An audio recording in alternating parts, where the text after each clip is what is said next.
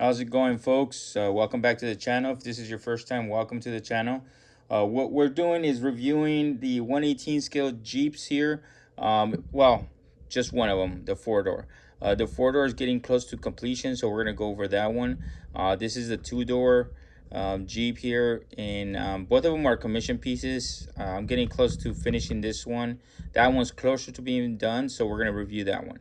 We're going to go over the pros and cons, a little bit of the build, what went wrong, what went right. So we'll get started with that one. So starting off with the body, the original body, pretty sure you can recognize this body. This was sold at Walmart, I believe Treehouse. You still might find it out there. I got a couple of these bodies from the Goodwill in different variant conditions, but I did get one new. And then I did also, they made a Bronco. It was supposedly 118 scale, but it wasn't. I made a review of that particular toy. But both the Bronco and this body, they had some pretty flawed designs. I'm not too sure about the engineers or the quality control, but three major things were the wheels, the doors, and these back seats. Those were my biggest complaints about this particular toy. And I would say those are complaints coming off of the package, brand new toy. So the Bronco and also this Jeep, the quality control for the wheels and the mechanism down here, the retaining mechanism for those tires. Not too sure what they were thinking, but I mean, it was flimsy. You could shake these vehicles and the tires will fall off. As far as playability for a kid, I mean, that's just it's horrible. Also, like the doors, like this one's good. This door's okay. I mean, it's latch. The latch kind of works, but this one, I mean, it's just flimsy. This body, both doors were exactly like that. I mean, you could just shake it and it just came loose. Another design flaw that I think was just ridiculous was the driver's side. It does have leg room for a figure, but the passenger doesn't. I mean, that's a simple fix for me, but also the engineers, I'm not too sure what they were thinking. You know, you make a four-seat Jeep, you think you make enough room for four action figures in there, right? But no, they closed it off, and it's not like they needed room for something, some kind of mechanism like down here or something. Maybe that's why they closed that off, but no, I mean, this is all hollow out. So all they had to do is just make the same type of design cut here. Another thing that they did, which was very odd and weird, was that they put these seats forward and then they lifted them. So they're not in line with the front seats. All right, not too sure if you can tell there, but they're higher and forward. So there's absolutely no leg room. So you can even modify this. And if you did modify it to try to fit two more passengers back here, two more action figures, it would be very hard, and it would be very tight leg room. I didn't notice that until I started this build. So those were my design flaws. Those are my complaints about this particular vehicle. But I did like the body. The body has some pretty good detail. These panels can be removed, so it's easier to paint. It's less masking. The front grille isn't removable, but it's a pretty detailed body. These panels are metal. I was able to put magnets to fix the doors, which I'll talk about in here in a little bit. The windshield does come down.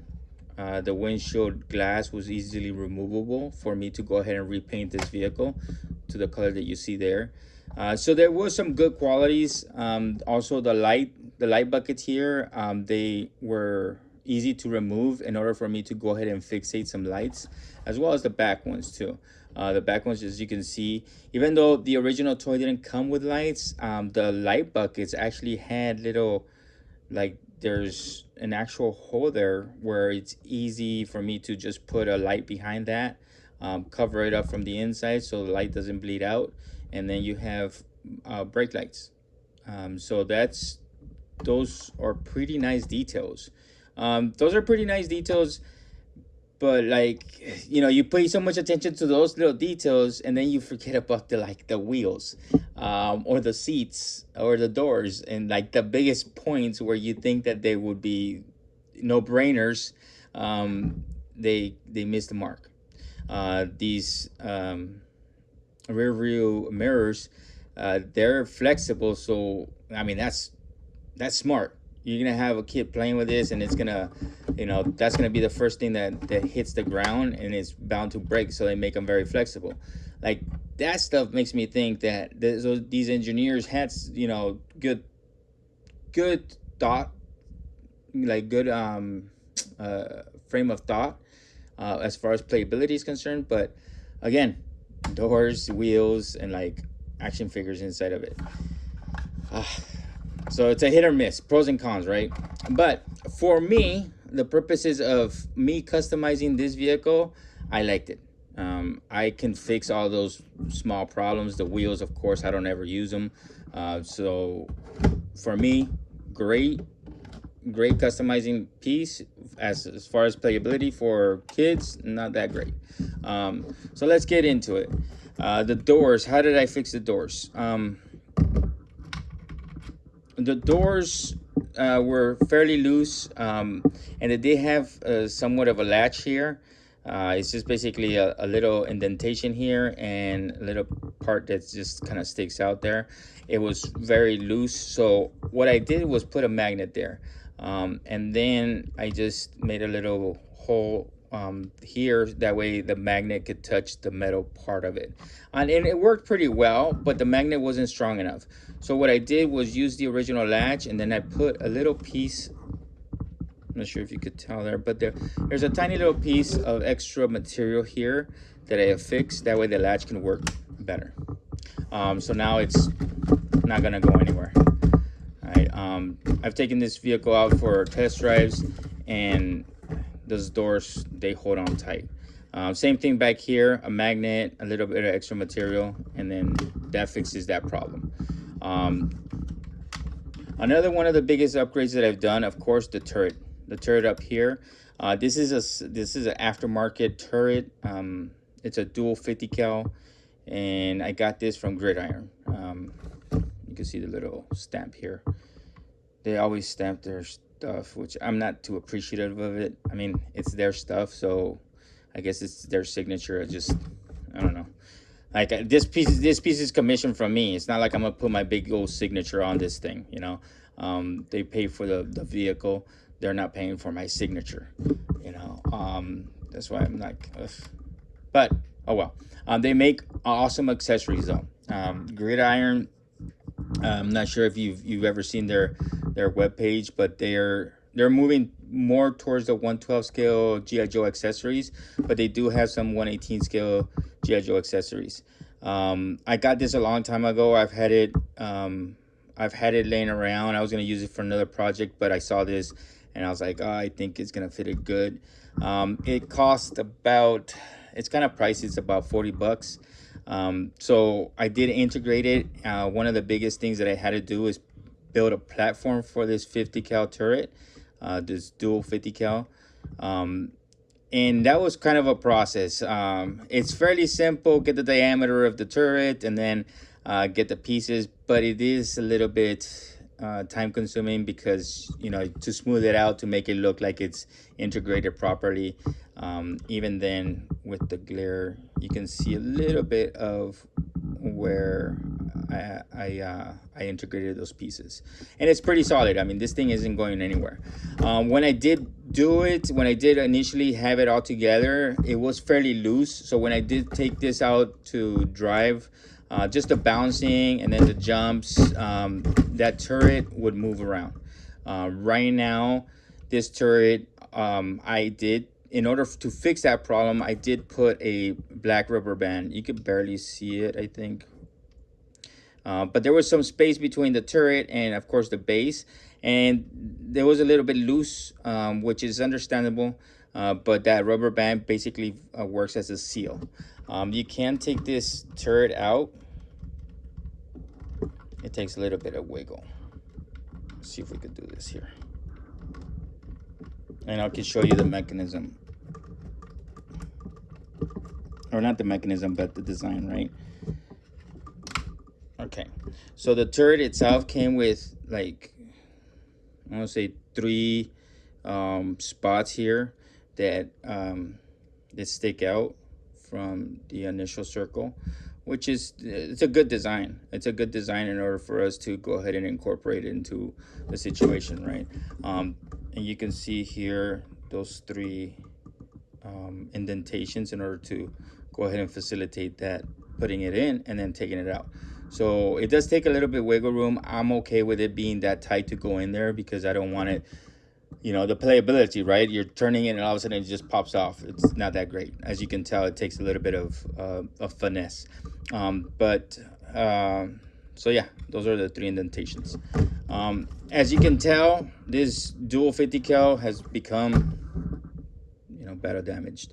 When I took it out for a little test drive, because I'm always doing it constantly throughout the build, it did take I did take a fast turn and it turned over, right? It rolled over. As soon as it did, I mean, this barrel is shattered. It's as it was when it came to me. The barrels, both barrels were bented down. I tried fixing it, heating up the material, and then trying to put it back in line, but it was almost impossible. This seems to be resin cast. It could be 3D printed. I'm not too sure. I'm not that great with those type of casting materials, or I know they do 3D resin casting, or I'm sorry, 3D resin printing. This I think is that. I'm not too sure. But during that process, sometimes I've casted things out of resin. It's real hard to get something like this, this small and this long and skinny, for it not to dry and then have a bend in it. I've constantly seen that. So it's not I mean, it was negligible, but it still bugged me. But when this broke off, I was like, okay, well, I was already thinking about, you know, changing that, just because of my when stuff like this happens, like, it kind of bugs me. Sometimes I say it's negligible and if I could forget about it, but as you can see here, this is a die cast 50 cal, and this is solid. I mean, I've used these die casts before and in my builds because they're tough. I mean, it's gonna take it can break, of course, but it's gonna take a lot to break this. I've built on my Moray, my RC Moray. I've built a dual 50 cal. Here, let me show you. I think I have it here.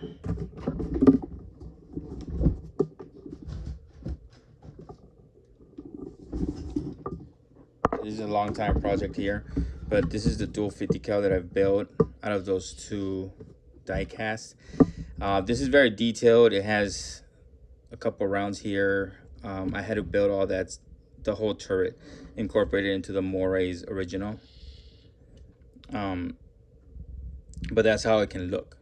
I'm thinking that I can take these parts, like these little aiming ones, and then these ammo cans, these ammo containers, and then incorporate the die cast into it. Also, this handle back here, there's some really nice detail on this part. I mean, Gridiron does some seriously nice work, and there's no fault in this thing breaking. There's a little bit of fault on that barrel being bent, but as far as it breaking, their accessories aren't intended to be placed on RCs or take the beatings that I usually put my RCs through. So it's shattering. I don't blame Gridiron. They're intended to be static toys. But yeah, so that's gonna be the fix. That's gonna take a little bit of finesse. And here's the thing too, RCs break. I tried to build my RCs to be a little bit tough, as tough as I can make them, because, you know, I take them out there and I actually have fun with them, right? I take jumps, they roll over. Sometimes, you know, if they're rock crawlers, I'll speed them through the rocks and they'll tumble down little hills. So I try to make them as tough as possible. But even like the best hobby grade RCs. I mean, I've seen videos of folks taking RCs that are like $500. They take them out, and in the same day they crash and they break. Nothing's unbreakable for sure. And but I do try to mitigate that stuff with my materials that I use. Going into the build, inside the build, a little bit of this vehicle is that I did integrate the lights. I also integrated a winch. This is an electric winch. As you can see, this came with a playable winch, which was pretty cool. But I was able to actually integrate it into the body. So if you can see that little square right here, that's the extension of the winch itself, and it fits fairly flush. I mean, it doesn't take away from that bumper. I was thinking I was gonna upgrade this bumper, but considering that I was able to incorporate that winch, I'm gonna keep the bumper as is, because it looks good, and this winch fit almost perfect. It is screwed in with these two screws that came along with this winch. So all I have to do is put the wire. I have some cable wire that I think would be in scale, and then put the hook on that, and we should be good to go. I still have to order the remote control, because it's a separate RC controller for the winch to go forward and backwards, to reel it in or reel it out. Let me see the lights, the winch, the turret, the doors modification. Also here, if we can see the silver, a little bit of the silver here that I still have to paint, is the motor. The actual RC that I use is a 122, 120 scale, 124 scale. It's been rebranded for a while, but this is a pretty cool RC. It's small, it's on the lower end of hobby grade, but it's still hobby grade. They do take some shortcuts on shocks, on electronics. Sometimes they're still really good. This particular one came with a defective electric speed controller, so I reached out, and they got me a replacement. I believe it was like in 3 weeks, because it came from far away. But still, it's a really good vehicle. And you gotta think, this is a 118 scale. So the 122 scale is like, it came in this tiny package, and it has a humongous motor. But it is inline motor. It's right down the center, so it allows me to do as least amount of damage to the original body as possible. And that's pretty cool, because it keeps the integrity of the vehicle. The motor is barely like intruding the integrity of the original body.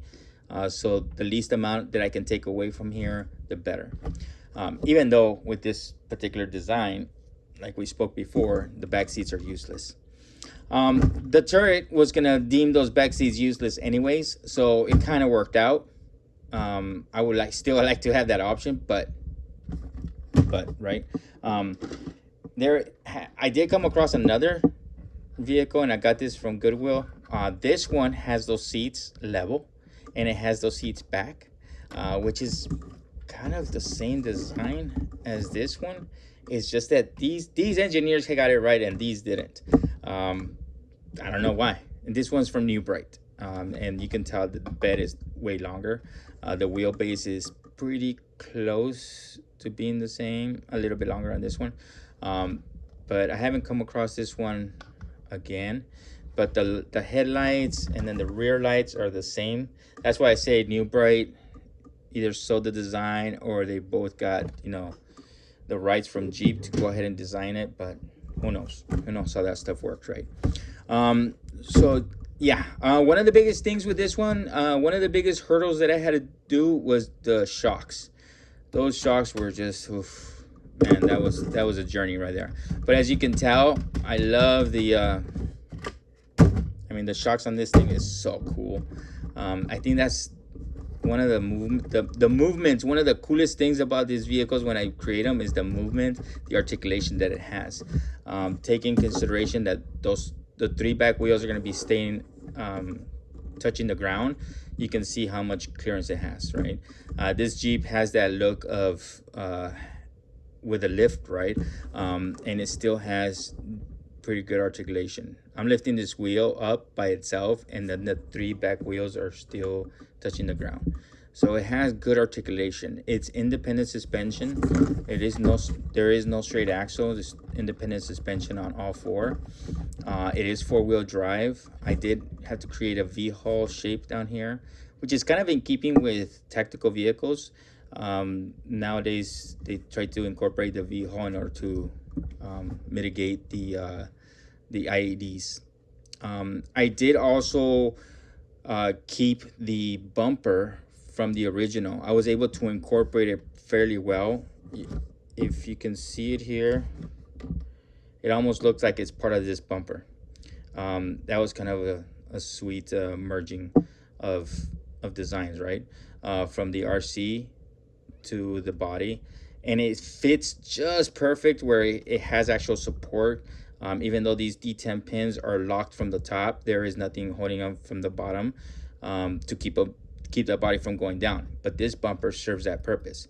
So it was just about taking millimeter by millimeter, shaving it down in order for me to get that tight fit. This bumper works as a skid plate to the original RC, and then this bumper is, you know, for the body. So it's a good merge for the vehicle, and there's no wiggle, right? It's nice and tight. Same thing with the back here. This vehicle, since it was small and it has a lot of speed and a lot of torque, it did pop wheelies. It's strong. It was strong for the size. I don't think that with the added extra weight and the length of this vehicle, it's gonna pop any wheelies, but it did have some wheels back here. But I did leave the original part of the RC here because it still, I think, melds good with the design. Another thing that could happen is that since this piece is fairly strong, I could possibly connect a tow hitch back here. Back here there was like a spare tire move here. So taking off this body and getting access to the actual body in order for me to paint it, I had to destroy this spare wheel. The spare wheel was kind of like iffy, and even if I had this spare wheel, it's not the right size of this tire, and I don't have an extra tire for this vehicle. So to get this tire and put it back here would be cool, but I didn't have another spare tire. So so that was something I still had to modify. So I'm thinking 2 gas cans, just keeping kind of like paying respect to the vamp that has those 2 gas cans back here. I think I'm putting these 2 gas cans back here. Like I said, this is a commission piece, so the customer wants this all in black, so I'm gonna have to repaint it black, which I think is gonna look pretty cool. The green is cool. The green kind of picks up like a good weathered look to it. As you can tell with this one, this is freshly painted, but it's starting to pick up, like, just, you know, just by handling it and then driving it out there and then hitting the dirt, and it kind of just picks up natural weathering. So this is kind of cool. This one kind of has a little bit more. I'm not too sure if the camera's picking up on that, but I think black is gonna look cool too. So yeah, let's turn it on and see, kind of display a little bit of the speed. This is fairly fast. I mean, this vehicle is fairly fast. Oh, actually, I think I disconnected the battery. Yeah, I disconnected the battery. So this is the aftermarket battery. The original came with this battery here. This is a LiPo battery. This is a Li-ion battery. They're still interchangeable. I don't have problems with interchanging these, and so long as the upgraded battery isn't too powerful, like a 3-cell, or, you know, you're talking about 1000 mAh or something like that, something ridiculous, then it's probably not going to burn out that circuit. So long as this one's a 450 mAh and 7.4 volts, which is the same volts as the other one, it works well. we'll put it in here in a little bit. Actually, let's take off the body. So the body can easily be taken off with 2 D10 pins. These 2 little ones up front, which I think look pretty good, and then these 2 large ones back here. These D10 pins, you know, you could change whatever size you want. I just have these big ones back here because ease of grab, considering that there's limited space back here. Or no, limited access, right? I can't reach if they were tiny. That's it. You just take off those 4 pins and then you can release the body. The V-hull actually sits on these rails, so it's a fairly tight fit in there. The RC itself, the RC, it's got some pretty cool engineering. I like that they put these little coil, like back in the days, those corded phones, right? That's smart. I've never seen that done before, and I was very impressed. I know it's a small detail, but I was very impressed. The lights, they're incorporated into the body. Here's the little light controllers.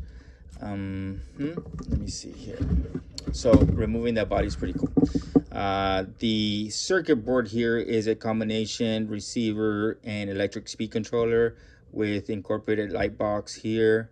There's another power, I believe, port here. I might tap into that one in order to see if I could get power for the winch. I'll see how that works out. I'm always afraid to tap into any other ports because it might burn out the circuit, and then I will have to get a brand new electric speed controller and circuit board. So we'll see about that. We'll see. But also here, all this space here, and then space right in here, I still have a lot of space. So if I don't want to necessarily tap into that and, you know, possibly burn out the circuit, I could still put another battery here and a circuit board. Talking about battery, let's plug this one in there. Okay. Here inside the wheel well, that's the power switch. We'll turn off our transmitter and then hit the power button. As you can see, the lights, they're fairly bright. It's got front headlights and then rear lights. It's awesome that this RC came with those lights. It's so cool. I mean, and I believe I paid 65 to 75 bucks for this RC. With a big motor, it's got torque, it's got speed, it's got lights.